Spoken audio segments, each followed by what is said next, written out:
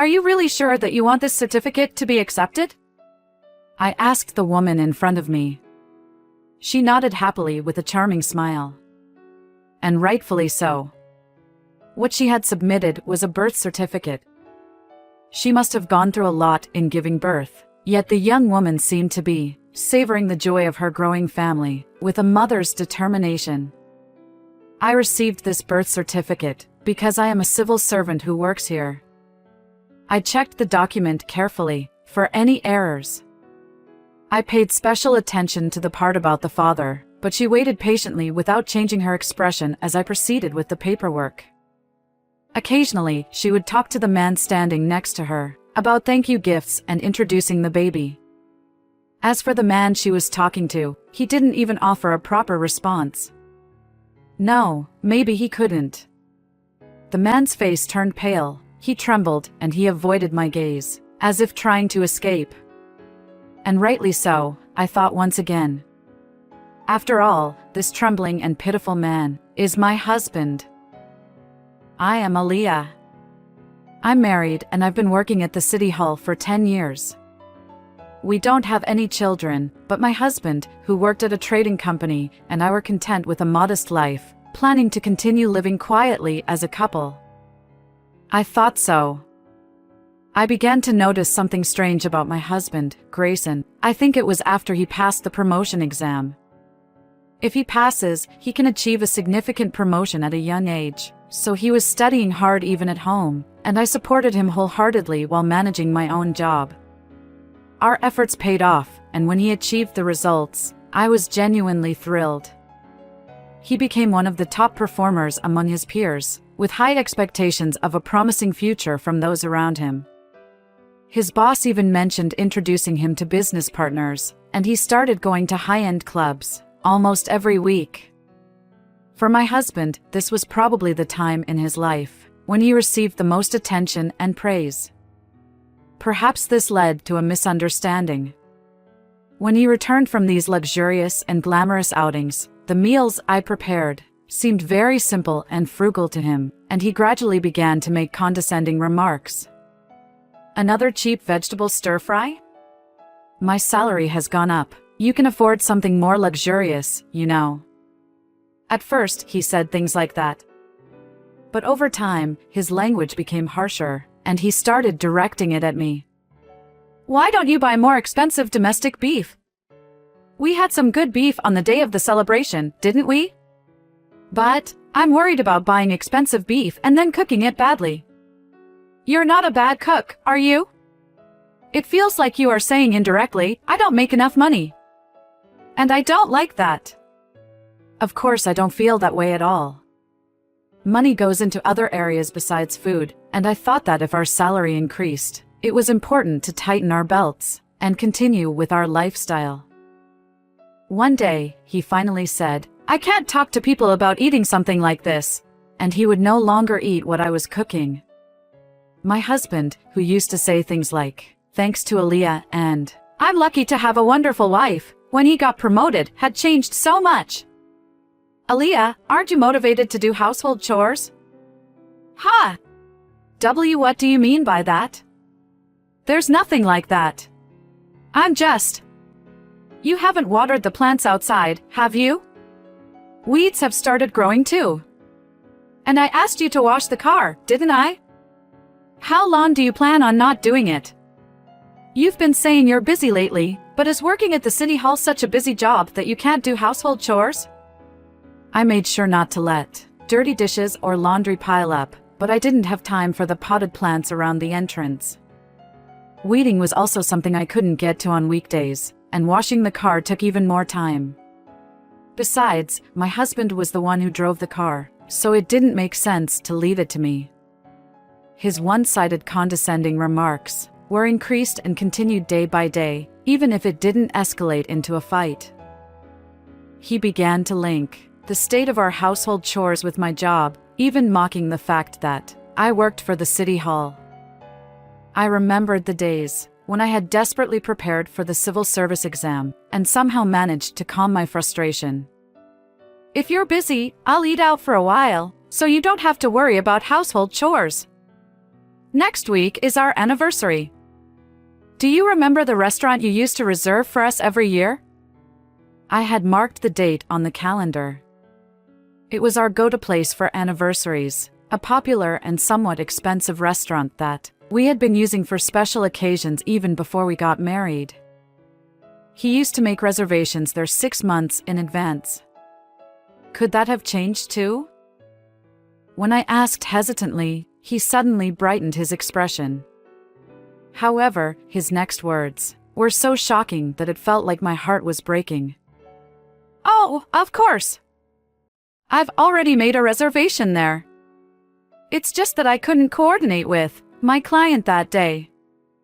Also, I've been told to set things up for you soon, so that place is good for that, and I recommended it.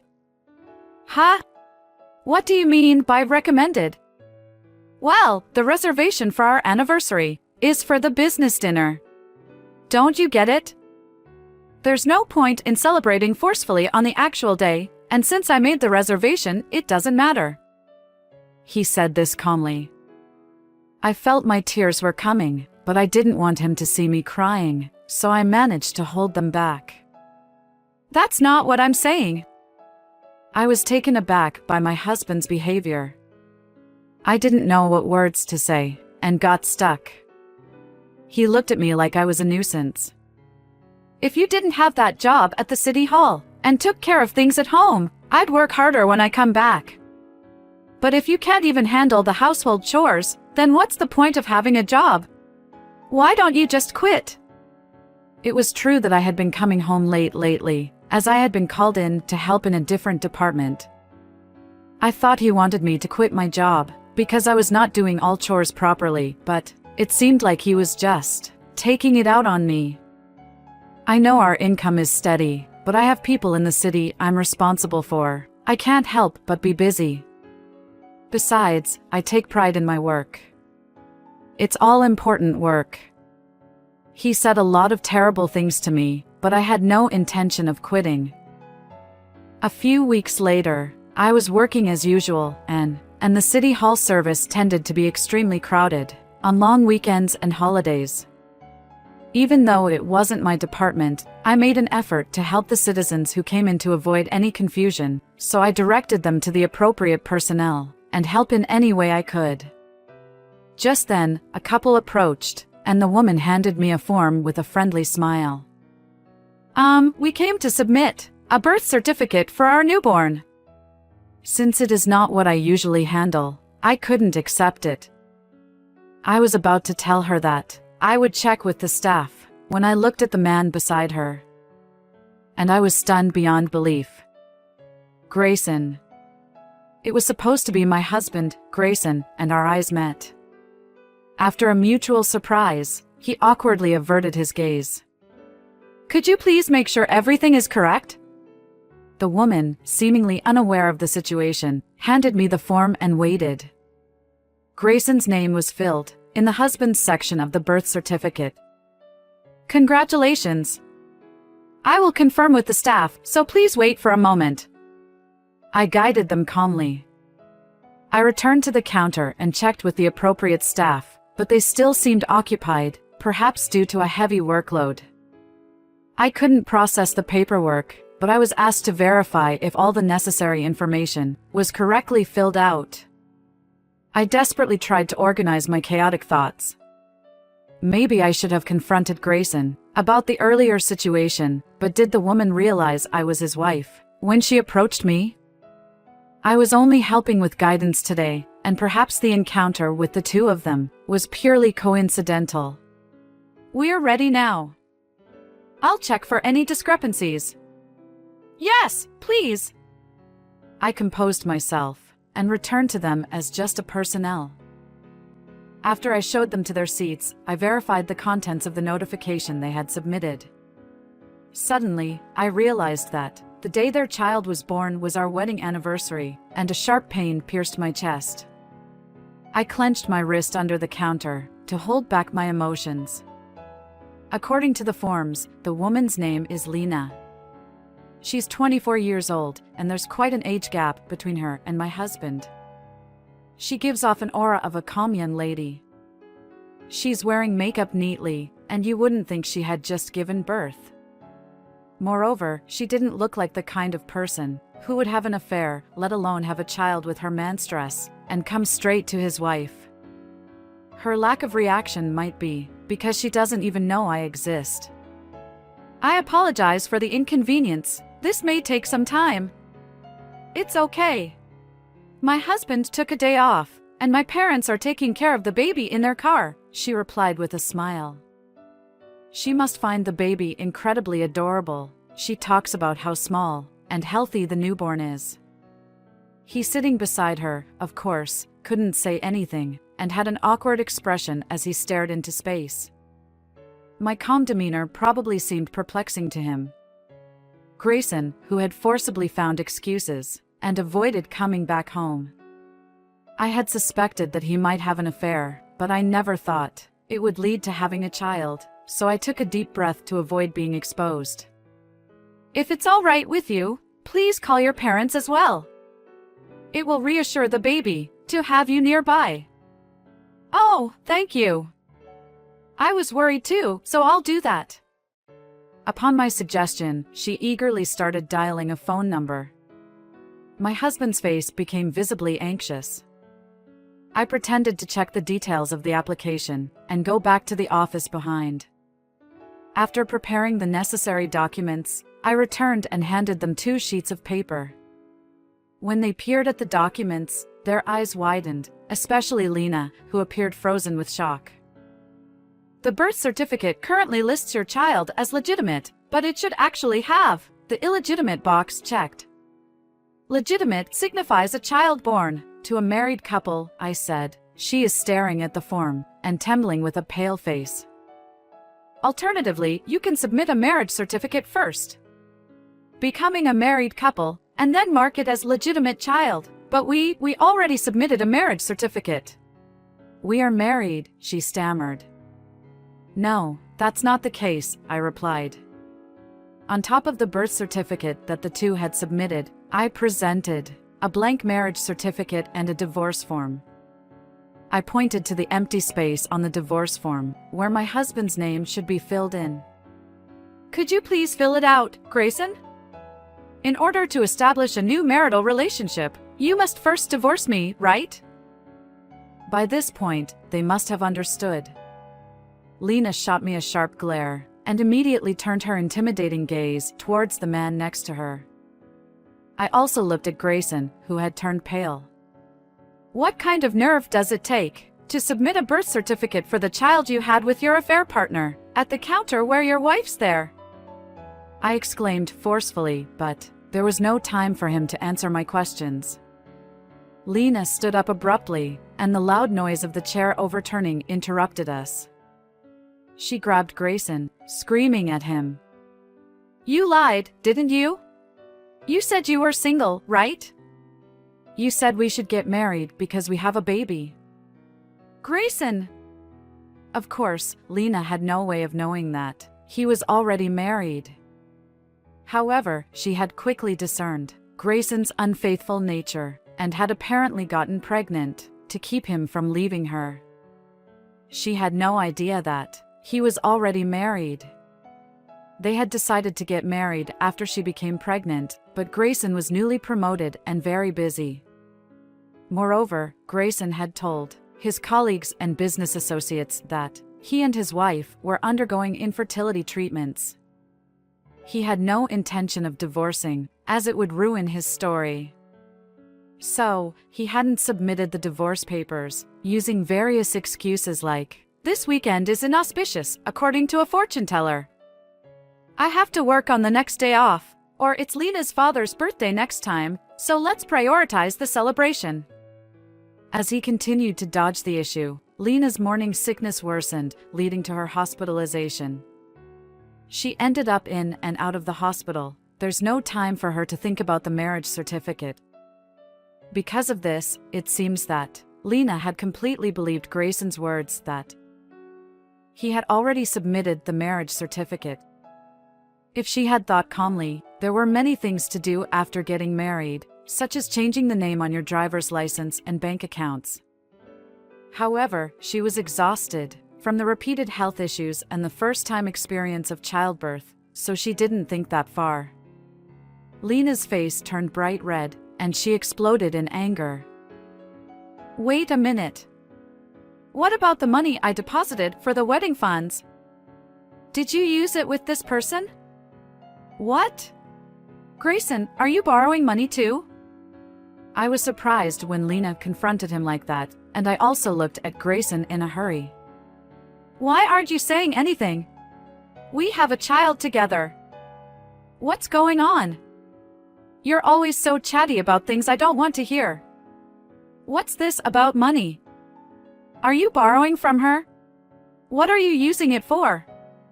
Grayson seemed to have decided to remain silent, and didn't say a word. It appeared that he had a significant debt with Lena. Of course, there's not a single cent in our household budget, and there's no image of us living beyond our means. Lena didn't listen to the other staff trying to stop her and shook Grayson, demanding an explanation and repayment. I didn't stop her because it was my concern too. As I have the completed divorce papers with me, my feelings had already distanced from Grayson. Fine. I get it. We should just get a divorce, right? If that's what you want, we'll get divorced right here and now. I don't need you at all. Are you satisfied? Finally losing his temper, Grayson, with a bright red face, hastily started filling out the divorce papers. And Lena, you should repay the money too. Just because you're the daughter of a director, you got close to me when I was promoted. His anger turned towards Lena, who had been sobbing uncontrollably for a while now. She had even given birth to his child, and he was saying such things. Just as I was about to intervene, Grayson fell silent, taking a deep breath. He stared intently at someone behind Lena. I turned to look in that direction, and at the entrance of the city hall, there was a middle-aged couple with stern expressions. The woman was holding the baby and didn't move, but the man, dressed in upscale clothing, was striding towards us. Lena clung to the man who had approached them. These must be her parents, whom I had suggested to call earlier. Is what we just heard true? The man questioned Grayson in a low voice, draining the color from Grayson's face. Later, I learned that Grayson and Lena had met at a business dinner with a client. Lena was assisting her father, who was an executive at the client's company, and performing secretary-like tasks. Grayson seemed to have taken a liking to the innocent Lena, who had just graduated from college. I'm asking, is it true that you cheated on a business partner's daughter, got her pregnant, and were already married to someone else? I didn't invite you to the dinner to put Lena through this. In the midst of an outburst, no one dared to interrupt. Grayson fell out of his chair and crawled on the floor. Where did you spend the money for the wedding? He switched to a tearful apology, even prostrating himself. The missing wedding funds, surprisingly, had gone to pay off alimony to another ex-husband of one of his previous affairs. He had an affair with a married woman. It got exposed, she got divorced, and he used the money for the alimony payment demanded by her ex-husband. My husband, who had taken a liking to the young, obedient Lena, believed that if he could have a child with her, coming from a wealthy family, he could easily resolve any financial issues. Compensation for the affair partner, somehow managing to get through the divorce with me, and what's left afterward is the wealthy in-laws and adorable wife and child. However, such a sweet plan that trampled over others was doomed to fail. I'll consult a lawyer about your case of marriage fraud, and I'll sue you. Of course, I'll report it to your company. You deceived my daughter, be prepared. That's absurd. Lena's father threatened legal action and disciplinary measures at the company. Grayson kept apologizing, but she and their child left with her father. He was held back by security guards, who had rushed in to handle the commotion, and was even reported to the police. All that remained in my hands was the filled-out divorce papers. Afterward, news of my husband's actions quickly reached his workplace, and disciplinary measures were taken. His promotion, which had already been announced, was revoked and he was demoted due to his highly unprofessional and problematic behavior. The bad reputation also strained relationships with several business partners, putting the company at risk.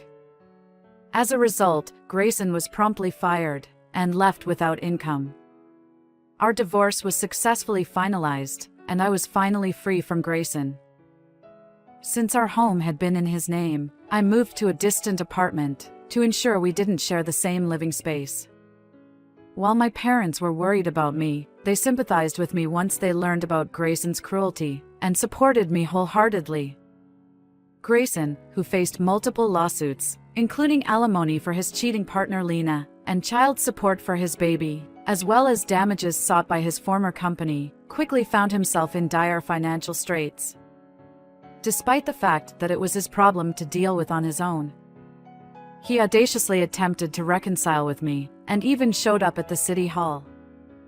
I was called in to speak with him, probably because I was the one most likely to listen to him.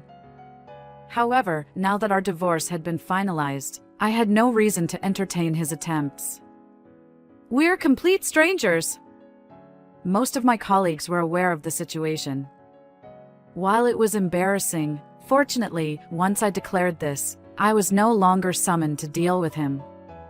When he visits me again, there were several discussions between Lena and me. Even though the worst part was that he had kept his marriage a secret, she offered to pay compensation for the trouble she had caused. The newborn baby, with the help of both sets of parents, has been growing up healthy and strong. Given this, I refused the financial compensation, as I didn't want to disrupt the peace that had returned. It seemed better to use the money for the child's benefit than to receive it myself. With this understanding, I parted ways with Lena. Grayson struggled to find new employment. He had looked down on the job at the city hall, and he decided to apply for welfare, thinking it would be approved quickly. However, he was unaware of the rigorous evaluation process for assistance payments. The moment his parents were contacted for verification, all his hidden wrongdoing came to light. His very strict parents sent him back home and forced him into a demanding job there. Due to the commotion caused by Grayson's unwarranted visits and other factors, I was transferred to a different branch in the next personnel assignment. It was far away in terms of distance, and the staff there were unaware of the commotion. I managed to work quietly, with the support of my colleagues, and was sent off with warmth. If Grayson had still been around, they would have likely ridiculed me and relegated me to a less favorable position. However, my diligent work was appreciated, and I received better treatment than before. While the new life was challenging, it came with fulfilling work. With problems resolved, a peaceful life finally began.